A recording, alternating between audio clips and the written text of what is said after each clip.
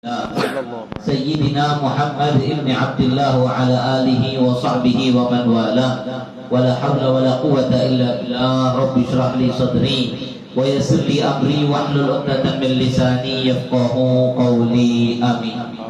Yang saya hormati, saya muliakan kepada para alim ulama, para ustadz yang hadir. Saya tak boleh sebut satu-satulah nama para ustadz yang hadir semuanya.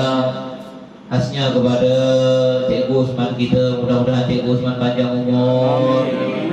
Kata Allah dalam Al-Quran, "Idza hayyitum bi tahiyyatin fahayyu bi ahsana minha aw rudduha." Kata Allah, kalau engkau diberi salam penghormatan, Cikgu Usman tadi doakan saya panjang, maka saya kena balas beliau dengan doa yang panjang juga. Mudah-mudahan panjang umur Cikgu Usman, sehat walafiat, dijauhkan dari segala fitnah, diberikan semua hajat-hajatnya dikabulkan oleh Allah Subhanahu wa taala, diangkat derajatnya oleh Allah, diselamatkan daripada orang-orang yang hasad dengki pada beliau insyaallah. Amin ya rabbal alamin. Begitu juga semua yang hadir, tuan-tuan, puan-puan yang dimuliakan oleh Allah. Saya datang ke sini sebenarnya ingin hadir saja, tapi selalu datang suruh tazkirah. Tuan-tuan puan-puan ini sebenarnya dah lama duduk, dah penat, dah pahala dah terlampau banyak. Tuan-tuan ni balik daripada sini, daripada yang tadi dapat pahala ni. Kalau pahala tu berbentuk material, mungkin tuan-tuan kena bawa 10 lori tuan-tuan. Tapi alhamdulillah, saya tahu makin panjang, saya datang terakhir dah terlambat pula datang-datang ceramah. Alhamdulillah, baca ratib, zikir kepada Allah, baca Yasin tadi pula. Nabi SAW bersabda, Yasin qalbul Quran. Surat Yasin ini adalah hati daripada Al-Quran. La yaqra'uha rajul, tidaklah orang membaca surat Yasin fi lailatin, pada satu malam, yabtaghi biha wajh Allah, yang mana dia baca itu hanya semata-mata mengharapkan ridha pahala dari Allah, illa ghufira lahu, kecuali dosanya diampunkan oleh Allah. Maka tidaklah kita balik keluar pada malam hari ini kecuali kita punya dosa-dosa dan Allah ampunkan insyaallah. Amin ya rabbal alamin. Kemudian majlis yang begini pula, hilaful zikir, majlis zikir. Ada hadis yang mana Nabi SAW pernah bersabda, panjang saya singkat saja, yang mana orang yang duduk di majlis zikir ini ketika habis majlisnya, habisnya apa? Naik isya, lepas tu makan, lepas makan kita baliklah.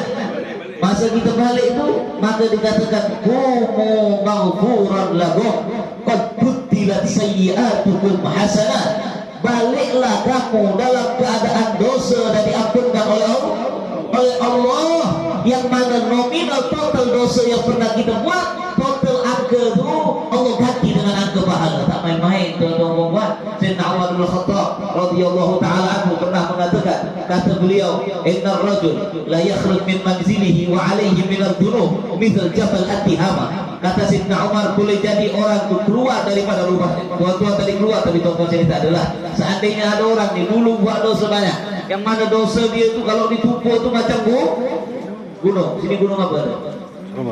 Gunung. Sama gunung. Tihama dekat sana. Sini tak ada gunung. Kinabalu jauh sangat. Seandainya gunung dosa dia ditumpuk macam gunung Kinabalu, maka kemudian dia berangkat Jum'ata majlisan, datang ke majlis, yang apalagi di situ ada majlis ilmu. Wa idza sami'al alim, dan ketika dia di majlis, dia dengar orang alim bercakap, kemudian khafa wastarja'al dunubi, kemudian dia merasa takut. Orang alim contohnya lah, orang alim dicakap pasal minum arak, dia dulu pernah minum arak, dia terfikir takut kena siksa. Apa dosa yang pernah dia buat? Bila dia dengar orang alim bercakap, dia merasa takut dan ada niat dia nak tahu.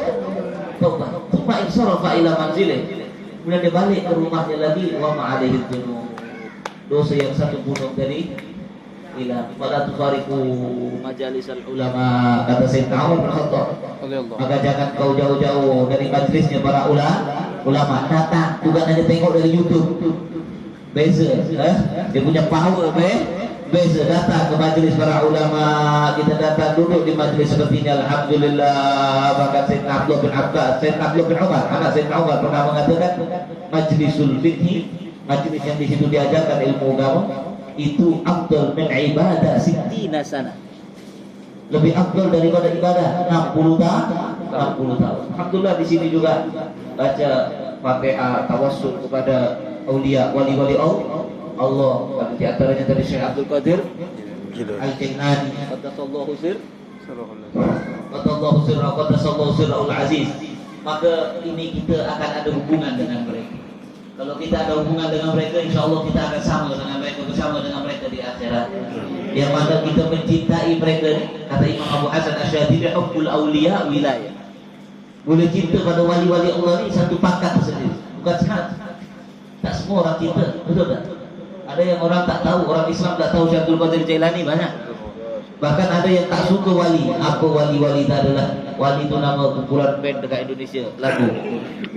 Ada yang tahu tak saya? Alhamdulillah. Kita boleh ada baca Tariqat Qadiriyah, baca nama-nama aulia, cinta kepada wali ini satu derajat tersendiri, yang mana itu tidak diberikan oleh Allah kecuali orang yang Allah berkehendak baik untuk dia. Alhamdulillah. Mudah-mudahan keluarga kita, anak cucu kita diselamatkan oleh Allah. Amin. Daripada yang sering berlaku sekarang ni, apa? Berani cakap tentang wali Allah, cakap buruk. Ini banyak sekarang dekat medsos pun kadang-kadang.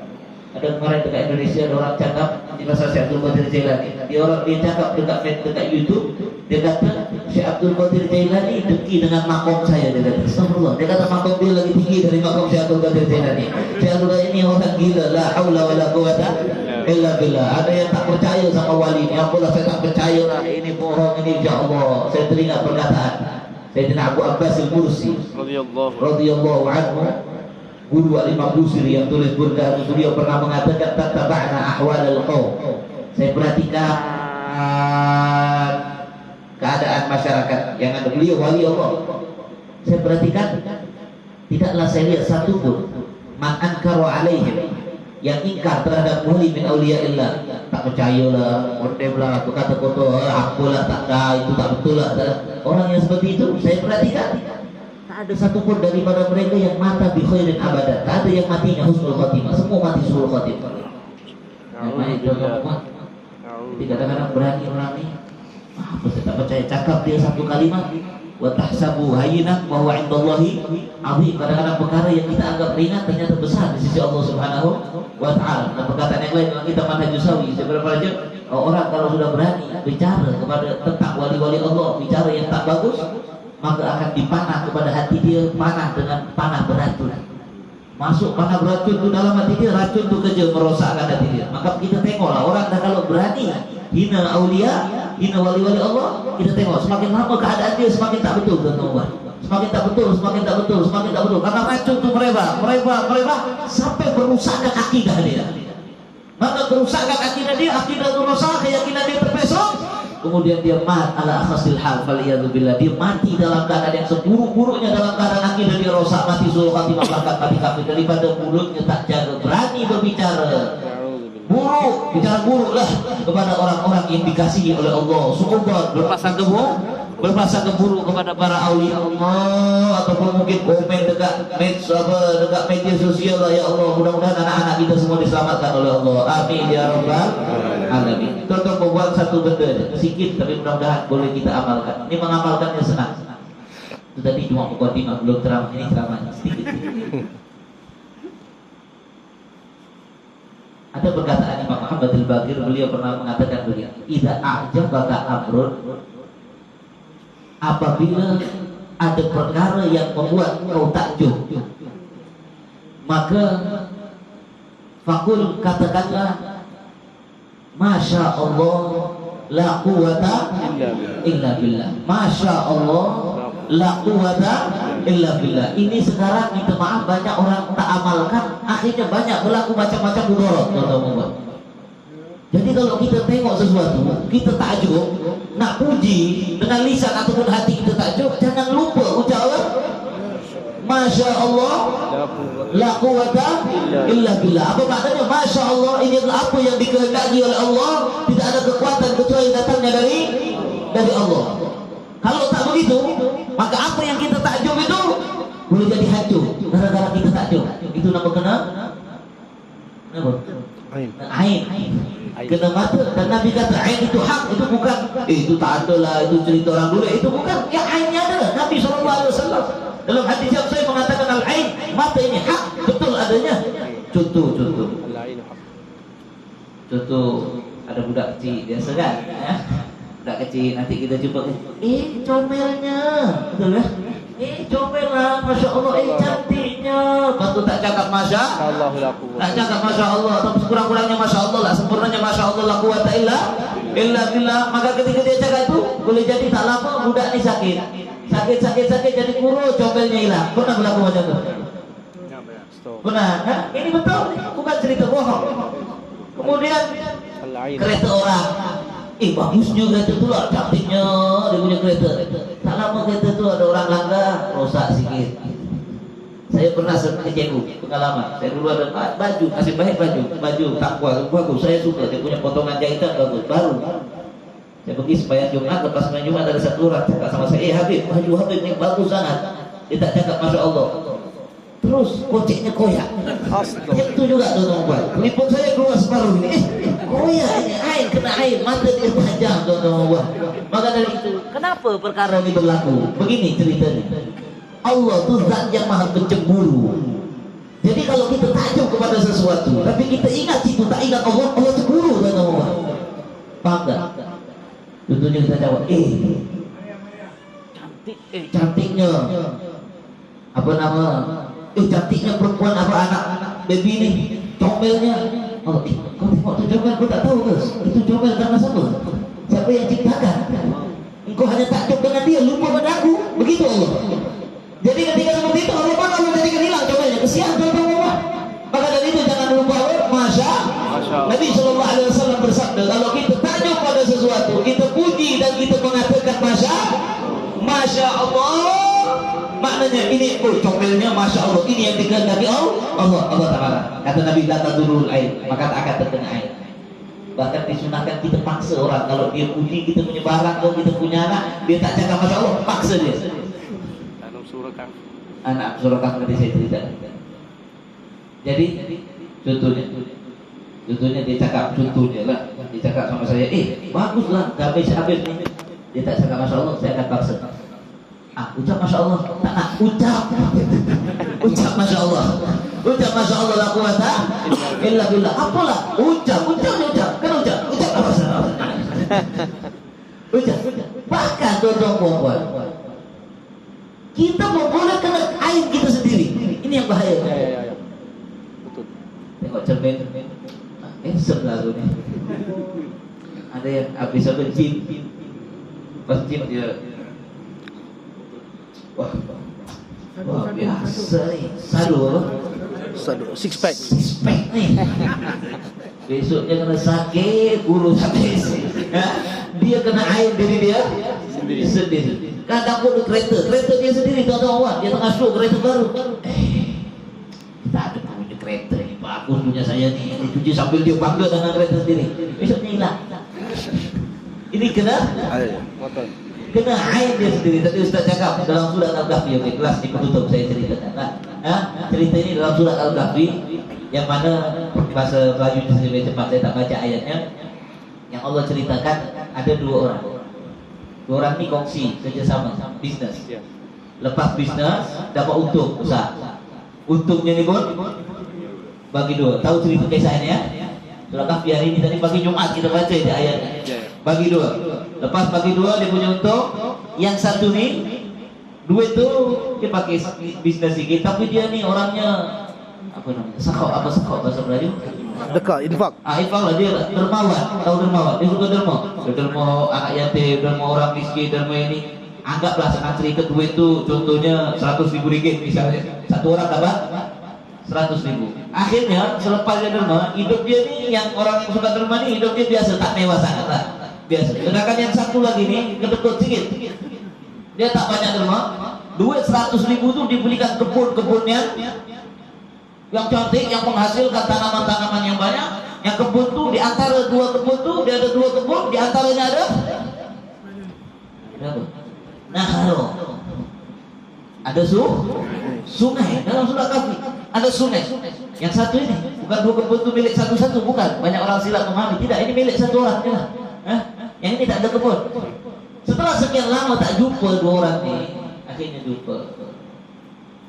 Yang ada kebun dua ni, tanyalah, kau dah ada apa? Daripada duit 100.000 yang dulu itu jadi apa? Dia kata alhamdulillah lah, jadi masjid. jadi ini, awak hidup macam ini saja. Nih, awak nak tengok tak tahu, duit 100.000 dulu yang kita dapat tuh saya bagian saya jadi apa? Ikut saya. Diajak pergi kebun, memang kebun tuh, masya Allah, indah dia, masya Allah. Kalau kita alhamdulillah kita tengok sesuatu kita terbiasa, masya Allah. Alhamdulillah, mudah-mudahan kita terbiasa. Automatically. Dia masuk punya kebun dia tengok nih, daripada ini dulu saya beli pakai duit tuh, tengok daripada sini saya semakin kaya, hasil dari kebun ini mau limpah, kaya saya kaya gini. Anak aktaru minka malan wa azu nafaro, saya yang lebih banyak duit sekarang daripada awak, sombong pula tuan ngomong. Lepas tuh masa masuk dekat kebun tuh dia rasa diri dia laki, bukan laki-laki, beruntung. Yang dia tengok kawan dia ni tak ada kebun macam aku. Lepas tu dia takjub dengan kebun dia sendiri. Hebatlah kebun aku ni, kena air dia sendiri tuan-tuan puan. Apa yang berlaku? Tak lama malam besoknya kena petir, datang turun petir, terbakar kebun tu habis semua. Dalam satu malam. Besoknya dia datang, dia tengok, habis. Lepas tu kawannya yang soleh tadi kata, seandainya saja kemarin masa kau takjub dengan kebun kau sendiri ini, kulta masya Allah la quwwata, ini Allah yang ajar kalimat ini tuan-tuan puan. Ada dalam Al-Quran, Allah ajar maknanya penting dalam Al-Quran. Masya Allah la quwwata illa billah. Seandainya malam kemarin awak masa semalam awak masuk kebun awak ni, awak cakap masya Allah la quwwata illa billah, tak berlaku lah musibah petir membakar kebun awak ni. Dia pun menyesal dan terlanjur terbakar kan apa? Dah paham lah. Jadi selepas ni jangan lupa takjub pada sesuatu, masya Allah la quwwata illa billah. Dan kalaupun kita tengok cermin ada doanya sendiri, Allahumma kama ahsanta khalqi fa ahsin khuluqi. Ingat Allah, ya Allah sebagaimana kau berbaguskan muka saya handsome, macam tuan-tuan semua ni lah. Saya kurang handsome sikit. Macam semua tuan-tuan, oh macam mana saya handsome ya Allah, maka perbaikilah akhlak saya. Kalau kita takjub, masya Allah la quwwata billah, la quwwata illa billah. Ajar kawan kita yang tak paham, kawan kita yang tak paham benda ni, ketika puji sesuatu sampaikan kepada mereka. Habis kalau saya sampaikan nanti saya jadi ustaz, tidak. Cakap saja, kemarin ada satu budak kecil dari Indonesia datang sini, ya, dia catat begini. Ajarkan kepada ramai orang, dan kalau orang puji kita suruh dia mengucap masya Allah. Sekurang-kurangnya masya Allah, sempurnanya masya Allah la quwwata illa billah. Mudah-mudahan bermanfaat. Ada kurangnya, ada lebih kurang, saya mohon maaf yang sebesar-besarnya. Hadza wal 'afwu minkum. Wassalamualaikum warahmatullahi wabarakatuh.